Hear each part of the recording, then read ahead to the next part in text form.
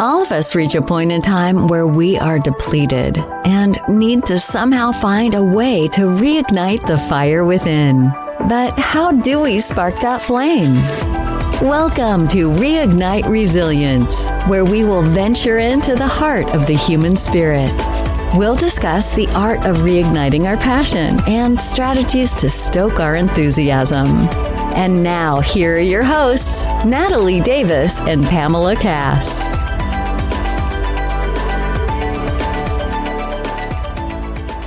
Welcome back to another episode of Reignite Resilience. I am your co-host, Natalie Davis, and I'm so excited to be back with all of you. And joining me is your co-host, Pam Cass. Hello, Pam. How are you today? I am fantastic, and I'm hoping that we're going to be able to just do a little chit-chat about what you just did recently, or what just aired recently. I know you didn't do it recently, but it aired on Netflix recently. On Netflix, yes. Now that I've officially appeared on Netflix. That's so interesting. Yes, so I am officially okay with sharing and disclosing to the public that I was a contestant, and I use that term very, very loosely, on the Squid Game Challenge Season 2 on Netflix. And so the first 4 episodes have been released at the time of this recording, and we'll have, over the next couple of weeks, more episodes that will be released. I am like all of you, I will be surprised to see who wins. But it was quite an experience. The longest, craziest, wildest secret I think I've had to keep, where I'm just like lying to everyone. How long did you have to keep the secret? Until this week. So how long have you been keeping it? How long? 11 months. So yeah. Keep it for a long time. Yes. Like I would forget. I'd be like, oh, I forgot I was on that. That's exactly where I was. I just continued on with life, you know. So spoiler alert, if you haven't watched it and you haven't come to this conclusion, I continued on with life as usual because I did not walk away with $4.56 million. So there's that. Low-key spoiler. Exactly. A little bit of a spoiler alert. But yeah, no, I am happy to share my experience with the listeners because it is definitely one. I shared a little bit of an update video last week, just letting everyone know, like the first 15 minutes is where you'll see me in the show. If you look and squint hard and kind of turn your head sideways, you can catch my cameo appearances. But that first 15 minutes of the show was a 13-hour recording day. So we were on set putting together for 13 hours that 15-minute segment. So, you know, it's everything that happens in television magic. It's true what they say. It's, you know, get back in the same spot that you were in, say the same things that you said, even though it's like real. I think I'm okay in saying that. I don't know. Netflix will find me if I can't. But anyway. You didn't get bathroom breaks during that 13 hours, right? No, we did. We actually did. We thought that we were going to play the game that we didn't get bathroom breaks. So that is part of it as well. If for the fans that are out there, we thought that the first game right out the gate would have been red light, green light, because that was the game that they played in season 1. And so they said the same thing. Recording for that red light, green light game was like 8 or 9 hours. And so my cohort that I went through the game with, we decided that we were going to stop drinking beverages 36 hours before the actual production. So I gave myself the last 24 hours before going into the dorm, 8 ounces of water to drink in 24 hours of time. And so I was probably not in the right frame of mind, which is probably what led to all of the emotion. I was dehydrated. I was emotional. I was excited. I was dehydrated. You couldn't even cry because you had no tears. There was no liquid in my body except for the blood that was running through my veins. Oh my God. That's awesome. Yes. So yeah, you guys check it out if you haven't checked it out. Squid Game Season 2, Squid Game The Challenge Season 2, I should say. It is the game itself. 456 players enter into a game to vie for $4.56 million. So fun time. Wow. Yeah. Wow. Exactly. Okay. I know. Right. Exactly. To be continued. We have no idea. You have no idea who's winning. So I don't know who's winning, and who knows what could happen after this. So we'll see. No, it's just the beginning. Just the beginning. Oh my gosh. Well, I am excited because we have a guest joining us too. So, I mean, outside of the excitement for Squid Game, right? Of course. Yes. But we have a guest joining us. So Pam, before we dive into discussion, why don't you share with our listeners who's joining us, and then let's Absolutely. So I'm excited for this. So we have Sarah Michelle Boes, MSN APRN FNP-BC. She is a powerhouse entrepreneur and the force behind SMNP Reviews, a 7-figure brand built in under 1 year. After her daughter's congenital heart disease diagnosis, Sarah turned pain into purpose, funding pediatric research, advocating for mental health, and leading female-driven philanthropy. She's here to talk resilience, reinvention, and rising stronger in the face of adversity. Welcome to our show, Sarah. We are so excited for you to be here today. And I'm going to hand it over to you for you to just get us started on a little bit of your story. Yeah, thank you for saying the alphabet soup behind my name, because it very much is alphabet soup. But if you're in the nursing world at all, the alphabet soup is very important. All the letters mean something, and they're all very important to us. But long story short, 5 years ago, I was living a very, very different life. And as we kind of broached a little bit closer and closer to COVID, at that time, I was in nurse practitioner school full time. I was working as a bedside nurse full time, and I was also doing a part-time teaching job. And so I was somewhere 7 days a week, always running busy. And then COVID hit. I had actually put in my notice for my nursing job before I even knew COVID was going to be a thing. So I literally left bedside nursing the week that the world shut down, which I'm always so grateful and so fortunate for, because what better timing. But it was a really surreal and bizarre experience for me to live my life so intense and so fast and be somewhere every day, to suddenly being home every day and learning how to teach my clinical students on Zoom and preparing for my own nurse practitioner exam that was coming up. And it kind of created this perfect recipe and storm for what would eventually be my business and pivot my life into entrepreneurship and now all the things I do today. So it's been a really fun and crazy 5.5 years since then. And I feel like I have lived probably 15 lifetimes since then as well. In the last 5 years. Yeah, in the last 5 years. Yes. So when you decided to make that shift and leave the nursing, what caused you to make that shift? I know it just happened to coincide with, the world shutting down, but what made you walk away? So I already actually had a nurse practitioner job lined up. And so I was I think my teaching job can float me through. I've got these last little bit of clinicals left before I finish up nurse practitioner school. I know I've got that job waiting. And I was very pleasantly surprised. My teaching job paid way more than I anticipated. And I made more there than I made as a bedside nurse. And so I was I'll just do this for a little bit. And then it was the most perfect timing. I love that. That's amazing. But to take the step into entrepreneurship, because it is not for the weak at all. And you're really stepping into a space that all of your creative genius and your transferable skills from being a bedside nurse and a nurse practitioner, striving nurse practitioner, those all come into play with the entrepreneurship piece. Was it what you thought getting into that space to become an entrepreneur and building your own business? I don't want to say becoming an entrepreneur happened to me accidentally, but it was kind of accidentally. So I had a little bit of experience. I had a side hustle at one point in time where I had started tutoring other nursing students. So this was back when I was in nursing school. Since then I have 2 masters. So when I was actually getting my bachelor's in nursing school, I started tutoring other students. And what started as just 1 or 2 students, by the end of the semester was 40 students. And wow. I quit my full-time job then to then tutor full-time. And I knew I loved to teach. And so I got just a little bit of a taste of entrepreneurship. That's really not too entrepreneurial, but I think it is. I think it definitely is. Yeah, I would argue that is very entrepreneur, because most people just would have been I'm just going to do this to, help people out. But you made it a business. Yeah. It just happened fast because, there's a lot of beauty in word of mouth, and both my tutoring business, but also my education business that I went on to create were very much fed by word of mouth. Absolutely. And how cool to be able to come in and do it so differently that people just are excited to talk about it and overjoyed to talk about it to someone else. And really kind of the origins of my business is I was having so much anxiety leading up to taking the exam because it was during COVID at this point. And so I would show up to a testing center and it would just be closed. And so there's all this anticipation you build up and all this preparation you do. And then you go to do the thing and they're oh, nope, it's closed. But you have no idea. And that's so painful.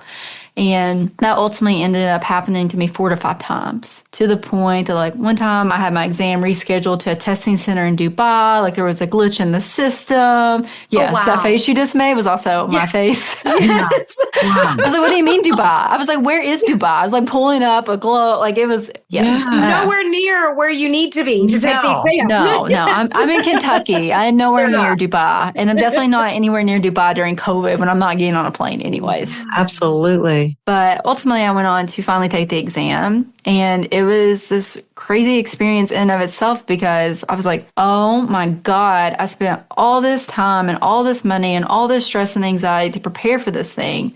And I really didn't need to do any of that. Like it was the easiest exam I'd ever taken. And it's 175 questions. I finished it in less than an hour. Like, I mean, I was just flying through this thing, which really speaks a lot to my school as well and like how well I was prepared and all those sorts of things. But as I was sitting in the parking lot waiting for my friend to come out, I was like, I really just need like the confidence in myself. I need like some anxiety tools and like really like the content wasn't the thing. And I thought that was the thing. And so it was less than a week later, I was like, well, I've already been teaching on Zoom. Like, could I just like put together a review course? And it's literally on like old school Microsoft PowerPoint, the very first iteration of the course. It is the ugliest thing I've ever seen, even though I thought it was beautiful at the time. And I put together this 3-hour course and I gave it to all of my classmates for free. There were like 30 of them. And I was just like, invite somebody into this Facebook group. That's like my only request of you. I'll give it to you for free. Just invite somebody in. So I gave it to the first 100 people for free. And the first day I went to sell it, I was selling it for $25 for lifetime access to this 3-hour course. So I knew nothing about entrepreneurship. Like I was not a business person, right? And my very first customer was like, why would I pay you $25? My friend got it for free. Let's take a quick break. Hey there, Reignite Resilience listeners. I've got some exciting news that I cannot wait to share with you. We have just launched our brand new weekly Think Letter, and it is packed with powerful insights to fuel your journey towards unshakable resilience. Now, picture this. Each week, you'll receive a daily dose of inspiration, practical strategies, and thought-provoking ideas directly in your inbox. It's like having a personal resilience coach right at your fingertips. And we've designed this Think Letter to be your go-to resource for cutting-edge research, real-life stories, and actionable tips that you can apply. So head on over to reigniteresilience.com and sign up for the Think Letter today. Now, let's dive back into today's episode. And so she haggled me down to 15. And so for the whole first day I'm selling this thing, everybody paid $15. And I was very excited about that because I made $1,000 that day. And there were so many weeks that I didn't make $1,000 as a nurse. And I was like, oh my goodness, like if I can make $1,000 every day, like what would my life look like? Like what would this be like? And growing up in the way that I did in really rural Eastern Kentucky, like money was something we always chased. And so to have any kind of taste or access to money, like I was almost desperate in a way. Wow. But I think, Sarah, like you say something that is so big, it's just putting yourself in that space where you're asking, what if I made $1,000 in a day, right? Or like in a week, like looking at this, like, because ultimately what you grew it to was significantly more than this. But if I'm making $1,000 a week, what would my life look like? More than I made as a nurse. Yes. Yeah. Yes. Absolutely. Which kind of blows every belief that you would have had at that time out of the water. Oh, yes. My brain was broken. Yeah. Yes. And I was very overwhelmed at the same time because like my Facebook Messenger is blowing up and people are just sending me money on Venmo left and right and like trying to organize and keep track. Yeah, it was a lot. Wow. I love that. Exciting.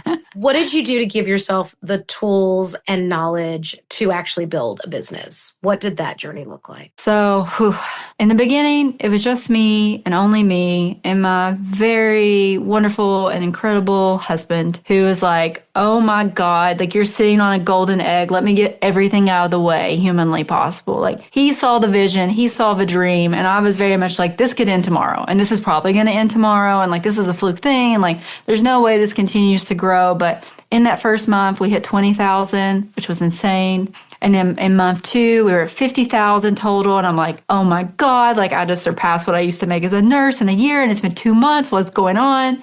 And then finally, in month 3, we hit 100 grand on my birthday that year in August. And I was like, well, I guess we need a website. Like, I can't keep selling this on Venmo and Cash App. Like, oh, wow. I need a website. So this is Venmo and a Facebook group. That's it. Yeah. That's what you. Yes, that's it. Wow. And your Zoom old school recordings. PowerPoint. Yes. Yeah. But what was happening in that group is people would pass and then would come post this beautiful picture of themselves, like the biggest smile they've ever had. Like, oh my God, Sarah, thank you so much. You gave me X, Y, and Z. And it just really fed itself. And there was just so much word of mouth and so much being generated around. And finally, it was in November of that year where I felt like I was about to tap out. We were just about to hit 250 grand. And I was like, this was plenty. This was cool. But I'm like so far out of my depth because we had tried to create a website and failed 3 times. And at that point, what was happening was I was creating content and getting new stuff out all the time. Because what started as one course, by that point, it had already grown to 3 different courses. Because people would just tell me what they want. So I just co-created it with them, which was like the magic and the success of it too. So I'm trying to endlessly create content, and I'm still working my full-time teaching job because I'm insane and I'm worried about losing health insurance because that was my big fear. And at the same time, I am running this insane Facebook group where I'm the point person for everyone. And I just I don't know how to give perspective to that enough, but I was like the one trusted voice in the group. So everybody wanted to talk to me, which was cool, but also I'm like, I'm only one human, right? And with the website that we had at this point in time, it was bare bones. It was technically functional. It was the only one of the 3 that we had was even remotely functional. But every time someone canceled their subscription, because that was my goal, was to get to a subscription model, because you don't need this forever, right? And I don't want them to just give it to their friends forever. So subscription model makes sense. But when someone would cancel their subscription, I would have to go in and manually reset them to have access to the end of their paid month. And so when you've got thousands of people doing that, and I'm watching thousands of subscriptions all the time, I was pretty fried and I was pretty burnt. And I had heard this story one time from a nursing friend who wanted to start a taco truck, of all things, about hiring a business coach and talking about her taco truck ideas to this business coach who told her it was a terrible idea, by the way, and it was a really terrible idea. And ultimately, I had kind of known this woman in an outsider view in the sense the business coach was also a massage therapist. She had started her own massage therapy place. And the first time I went to get a massage there, it was like in an old apartment building. And I pulled up and I was like, I must be in the wrong place. Like, there's no way this is sketchy, right? Yes. But by the next time I had went, they had opened up a brand new space that had like 20 rooms. Oh, wow. And then I watched her open up another space that had another 20 rooms. So she was growing rapidly. And so I kind of had this instant rapport with her to be like, okay, like, what do you think about business coaching for me? Like, what would that look like? And of course, as soon as she gets on the phone with me, she's like, you need coaching like literally before you even started this business, you could have used coaching, but now you could really use some coaching. And I think the coaching world in general can be a little weird and a little scammy, but that was not my experience with Becca whatsoever. She was incredible. And in my first call with her, she was like, I've never told anyone to do this ever. She's like, but by the time I hear from you again in 6 days, like, I need you to have hired someone. I don't care who you hire, but like, you've got to start building out infrastructure and a team, and it can't be all you all the time. And in the first 2 weeks that I had business coaching, I hired 2 people. I hired a virtual assistant and I hired a person that I went to nursing school with, and we kind of reconnected as she was preparing for her nurse practitioner exam. So we also kind of had some built-in rapport, and I knew I could trust her a little bit. And even just having those 2 humans, I was able to come up with what was the big idea, and what kind of really like shifted the business forward was everything up to that point was recorded. And I really wanted to do something live, and my students really wanted something live from me and to be able to interact with me. But I didn't want to do it just to do it. I wanted to be able to do it my own way and for it to be unique from what else was in the market. But having those 2 humans gave me the gap space to have my creative brain back on and create what that could look like. And that really, that took us from a 6-figure brand to a 7-figure brand. Just in a couple of months. And so what did that look like? What did that live thing look like that you created? So everything in the space, it's a very old school kind of space. I always talk about old dogs and new dogs. So I kind of like came in as a new dog a little bit, was 2-day in-person 10-hour conference center days. And That's a lot. That's a lot on a good day. That's a hell of a lot on Zoom. Like, that is just too much on Zoom. And they're lecturing at you. They're not incorporating you into it. And so my vision was, how do we make this as least anxiety inducing as possible? And so I wanted to create a structure in a program where it's like, okay, today is day one. And you're going to watch these videos of mine, and you're going to answer these practice questions, and you're going to learn the content from my videos. And then we're going to meet up at the end of the week, and we're actually going to go through case scenarios together to see, did I actually ingrain what I was learning? And do I still have any gaps left? And really like build up my confidence in that material. And so that kind of evolved into a 5-week program of like, this is what you do every day. But if you do all the things I say, like you're literally guaranteed to pass. Like I put a pass guarantee on it. And people were hooked. I mean, the first cohort I did had 30 people, which honestly, for something I threw together and sold in 4 days, I was like, 30 people is incredible. Like that was way overshot what I thought was going to sign up. And then by the time that it was February or March, I was already opening up slots for the May cohorts, which is when a lot of people graduate. Most people graduate in May and December. And I think I had 100 spots, and they sold out in about 37 seconds. Wow. And I was like, the word of mouth again. People telling other people. Yeah. It's like, wow, I guess I need to build a team and figure out how to do more of these. And like, I guess it can't just be me and Anna, the one other nurse practitioner anymore. Like we got to have like a whole squad of us. But yeah. Oh, wow. So you answered a need, an urgent need that people had, and you gave them the guarantee that you're guaranteed you're going to pass if you do this program. I love it. It's so interesting, Sarah, how you talk about like the relief that you had from being able to get back into that creative space, right? Because that goes back to filling really that purpose for you. You wanted to be able to have an impact and help other people. And so you got caught up in the mundane. Like you're doing the bookkeeping and you're monitoring the unsubscribes and the refund request and exactly. Yes, it was very painful for me. I was like, I want to have like the creative part's the fun part, you know? Yes. Yeah, you're the visionary. Yeah. And the people that were running it behind the scenes. Yeah. Perfect. Yeah, that's amazing. That's amazing. So like going back and looking at where you were in that point, right? I mean, hiring 2 new people to your business in the first week of coaching is a huge step, right? And so I'm sure that there was some type of fear, anxiety, reservation around that. Oh, I was a control freak.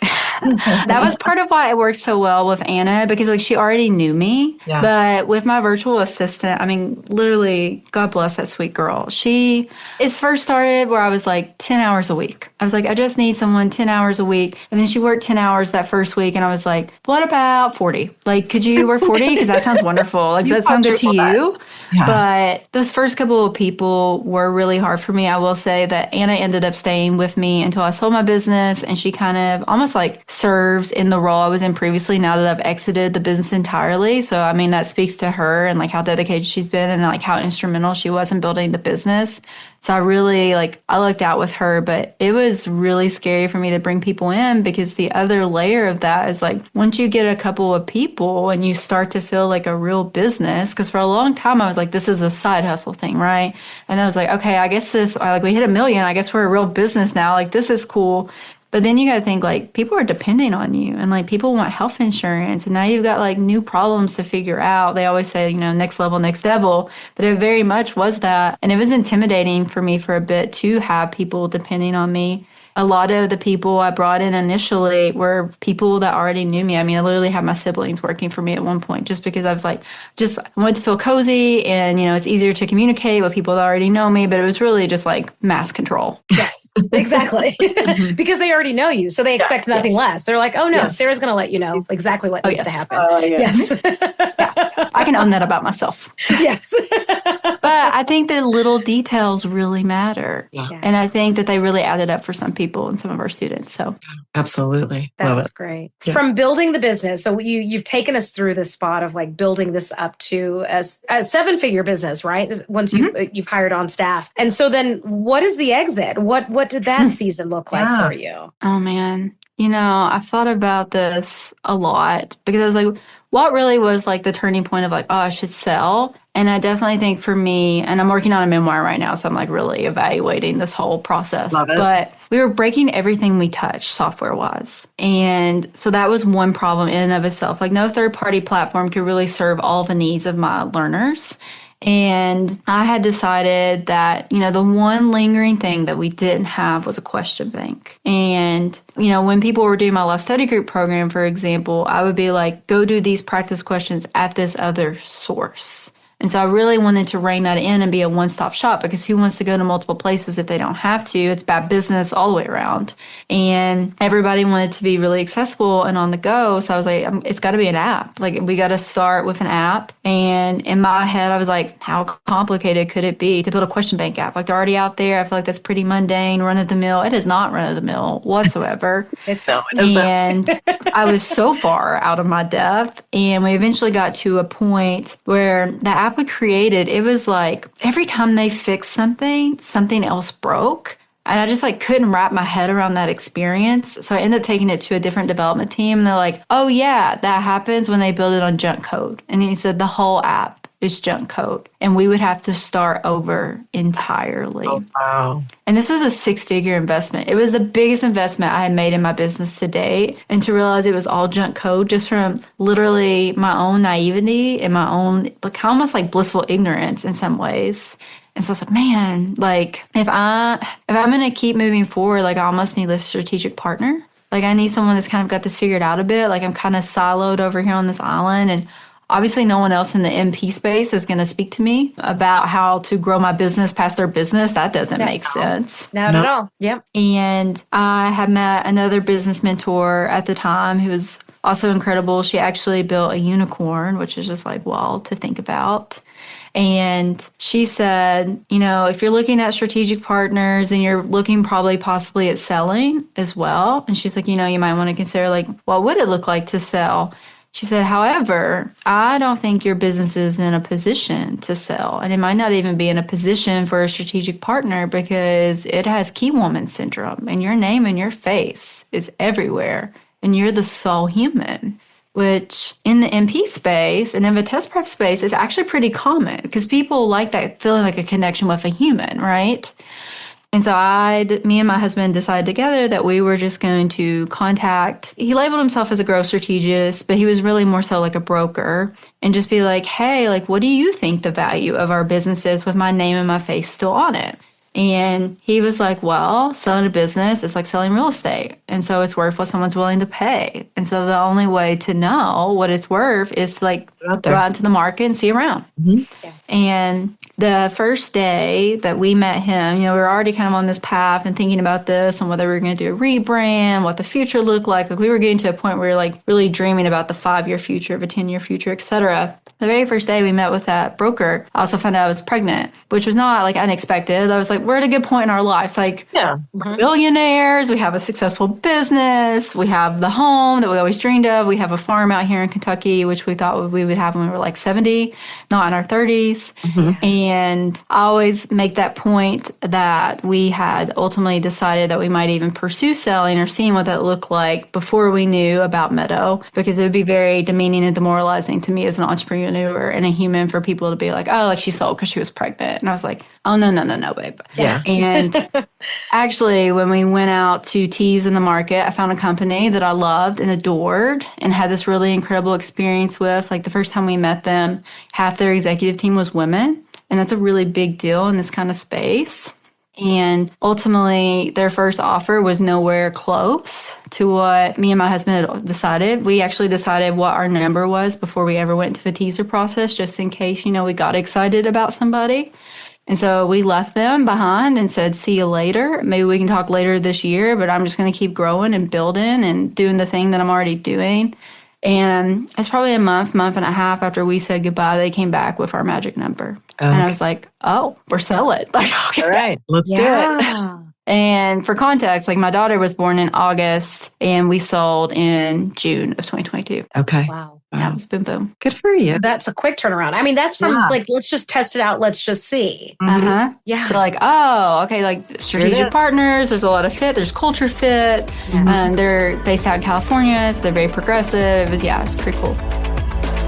Thank you for joining us today on the Reignite Resilience podcast. We hope you had some aha moments and learned a few new real-life ideas to fuel the flames of passion. Please subscribe on your favorite streaming platform, like or download your favorite episodes, and of course, share with your friends and family.